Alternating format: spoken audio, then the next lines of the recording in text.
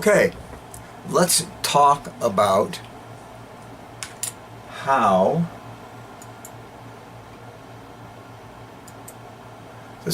how to create melodic and coherent solos. Now we're going to do this in a couple of sections, a couple of parts. Part one, we're going to talk about the three things that every player should know. And that would be harmonic movement, rhythmic variation, and some chromaticism. Each of these are important, but the most important is to think of how a melody or melodic movement works inside of harmonic motion. Or to state it differently, we're talking about point and counterpoint, and the four types of contrapuntal motion there are. This may sound technical, but there are four types. Okay, there's parallel, where both of the voices, and voices I mean notes, so we're going to talk about two notes. Okay, two or more notes. In this case we'll just stick with two notes. How that works to outline the harmony, and then how that works when you're discussing and trying to implement and create a solo throughout those chords as they move. So the four types, of course, are parallel, which means both voices move the same distance in the same direction. Then there's similar motion, which where both voices move different distances in the same direction. There's contrary motion, where each voice moves any distance in the opposite direction. And then there's oblique motion, where one voice moves while the other stays where it is. So an example of this might be, just for me to give you a brief example of this, let me shift the camera down here. We have, let's say we have two voices who move in the same distance in the same direction. So we have something like this. Say we have first chord, let's say we have this. And then we move the notes up.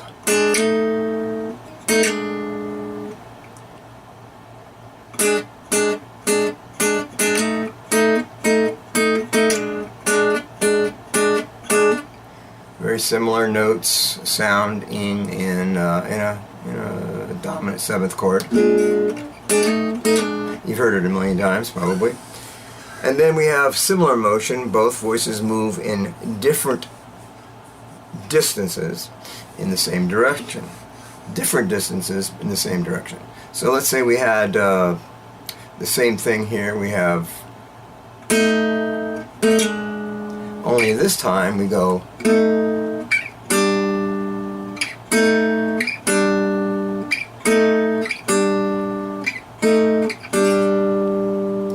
From this chord, say we're having say this is a part of an F7. I'll explain this more in detail as we go along here, and then we resolve to here. This movement is similar. Both voices move different distances in the same direction. These two are moving, they're both moving down this way. One moves, the other one moves a whole step. Okay, then the next one would be contrary motion, where each voice moves any distance really, but in the opposite direction. So opposite directions, you might have something like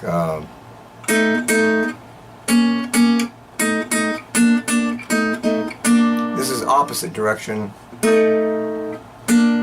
Now that's the same distance, but it's any distance, okay? It doesn't have to be the same distance. In this case it is. But it could be any distance. It could be oblique motion is where each voice moves while the other one stays the same. And you've heard this a million times.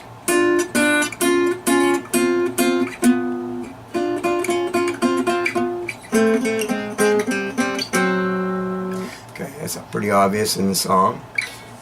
Now, those 4 types of motion is what's going on inside harmony with chords, but it's also what's going on in the melody if you're moving the melody through the chord changes.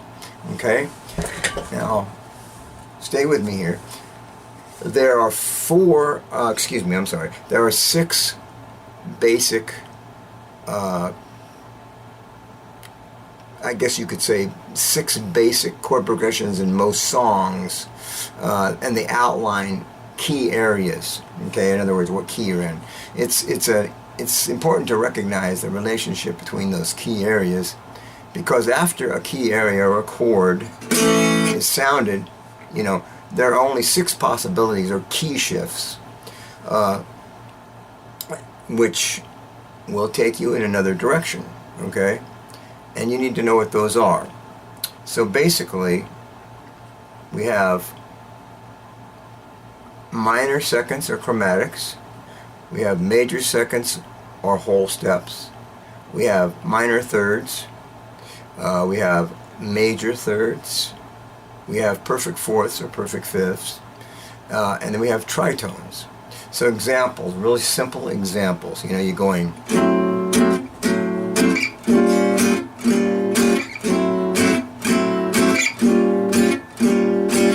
minor second movements, you know. Let's say you have a major second movement. How about this?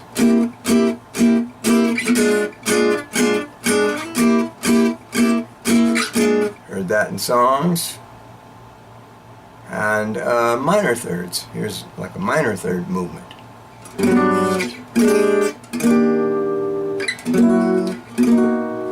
Ooh, Coltrane there. So those chords move in minor thirds. Major third movements, maybe you've heard this sound before.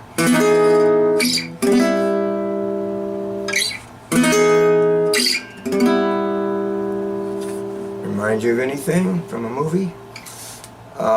Perfect fourths, if you're playing Flintstones, something like that, or you're playing I Got Rhythm.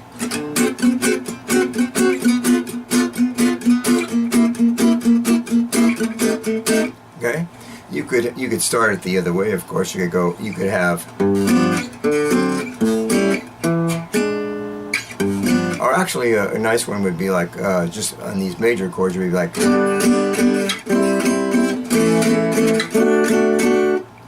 that's your fifths. So you've heard all this, I'm sure. The other one, the last one would be like tritones. You probably heard this. You can hear this in some Django things where you have, like, maybe you have that last one was a half step movement, but let's say in the a song we're going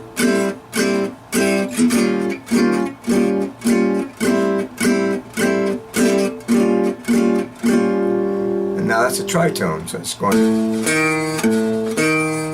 You know, you don't have to have odd chords to have a tritone there. You could have a tritone if you wanted to go.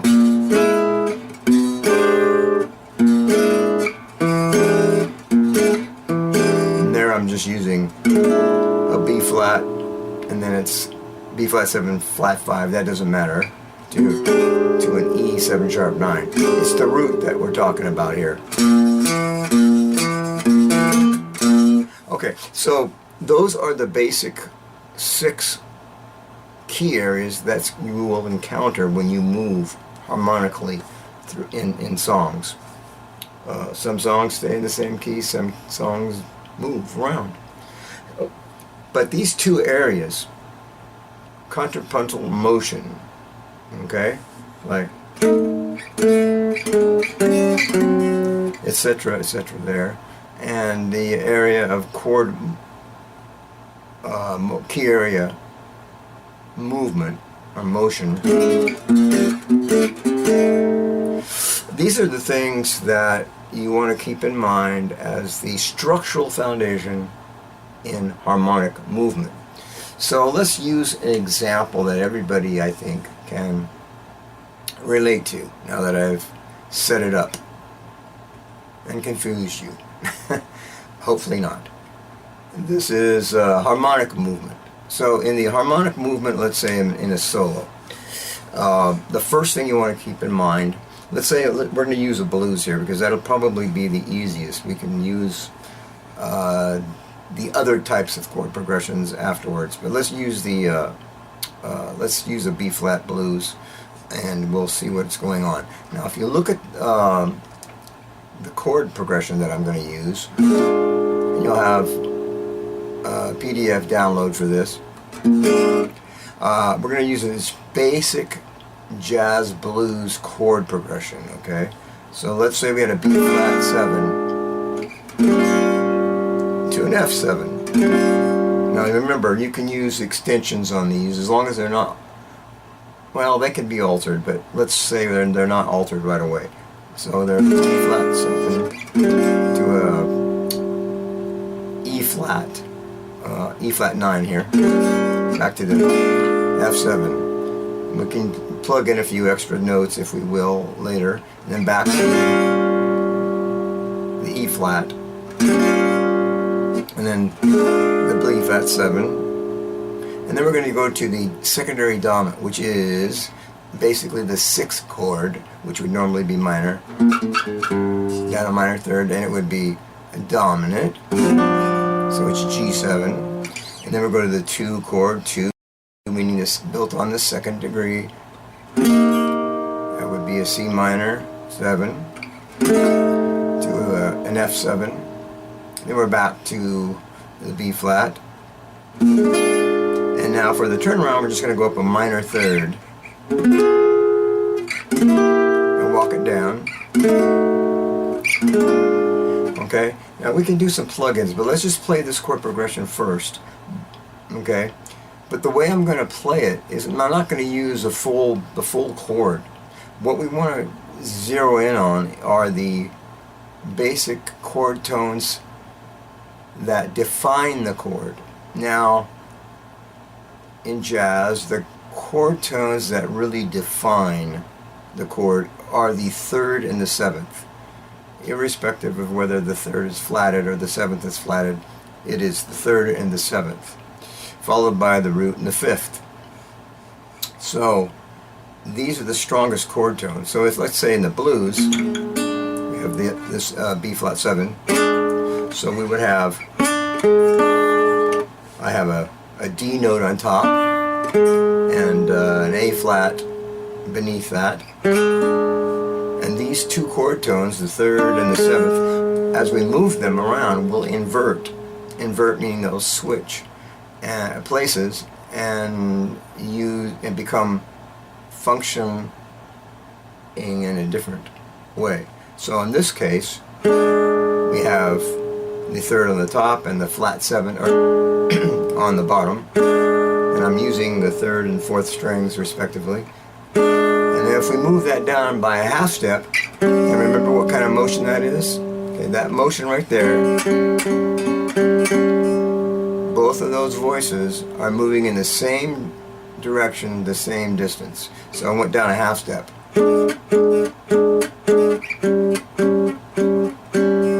Okay, now I've implied what chord I'm on, because these 2 chord tones are essential. They define the character or quality of the chord. And the motion I'm using, again, belongs to one of the 4 types in music, and that's a parallel movement. So then we move back up a half step, and we're back up to our B flat.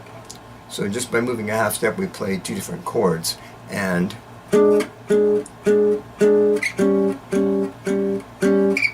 now, if you added a root to that, the B flat, and then you went to the next chord, and you went to the F as the root, those roots are moving in perfect 4th. Okay? Now, for our purposes, since we're talking melodic improvisation, we're not going to be concerned with the root at this point. We're going to be concerned with the defining chord tones. So we have the third flat 7 inverted there. So when it went from the third to the flat to 7, and then it moved down a half step, those chord tones inverted. The note on top is now the flat 7, and the note beneath, in this case is G, is now the third. So you see, they inverted, changed places here. Their function did. Okay, we're back to that. Now let's continue. So if we went back to that and the blues, or I could go, I think what we do is we'll just stick with. Now that adding this note, this note on top with the D, and I went to D sharp for just a second. What I did there was that's implying something. These two notes are part of a 2-5. Actually, this is 2. If I added the root, which would be F, and then I went back to this. That's B flat. So I've implied this, starting from the top.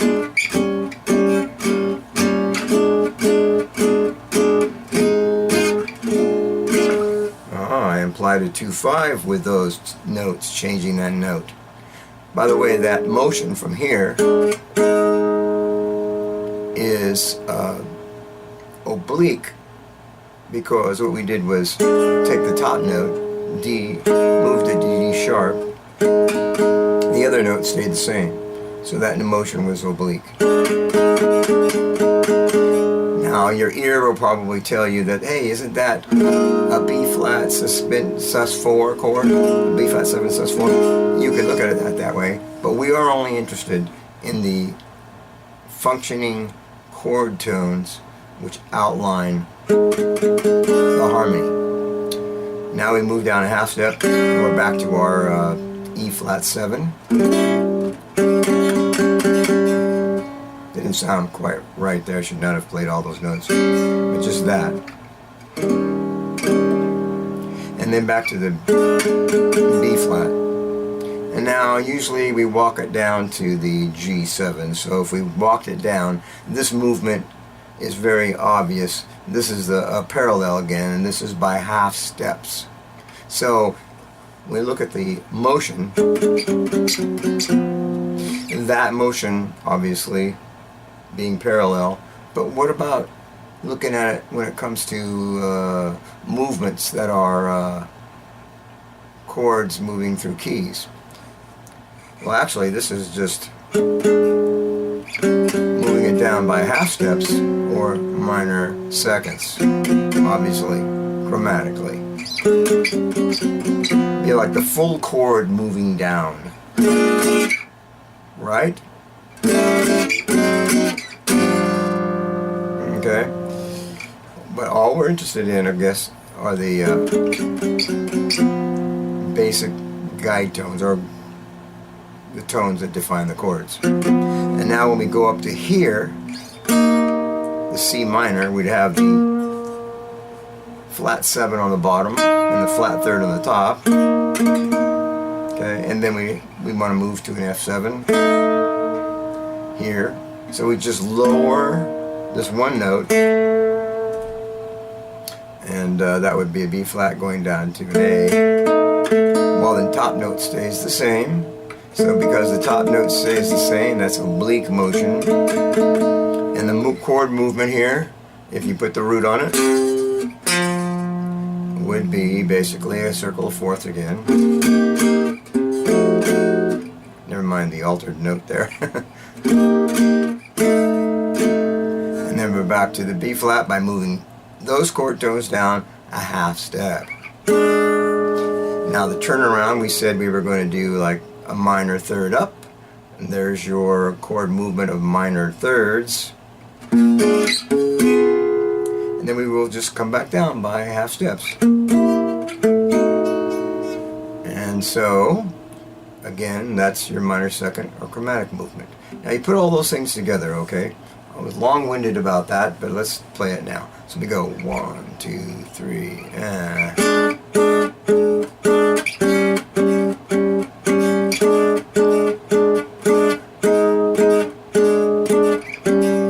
Let's try it again. Right there.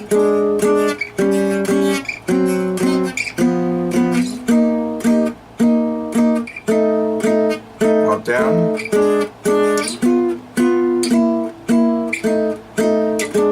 Okay. Now I did something here. When I got to the 4 chord, okay, the E flat 7, I did a little number here. I did the same thing I did with the C, with the B flat. I went. So on this one, I went. That right there, that implies a 2/5 outside of the key temporarily by.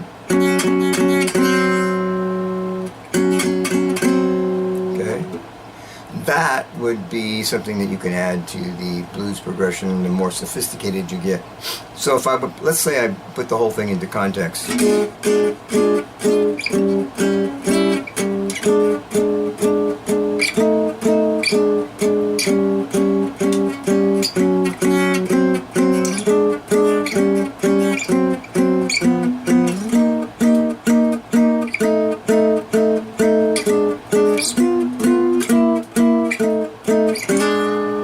So you can hear the entire chord progression there. You don't need the root of the chord at all. Your ear will hear where the chords are supposed to go. And all you need is 2 notes to do that. Okay? So in that regard, the reason I'm using the blues progression is because it's the most simple way of explaining and for you to hear the different types of movement that is going on. You know, it's counterpoint, harmony, and it could be melody as well. So let's move into that area because that's basically what we're going to be talking about, melodic continuity here.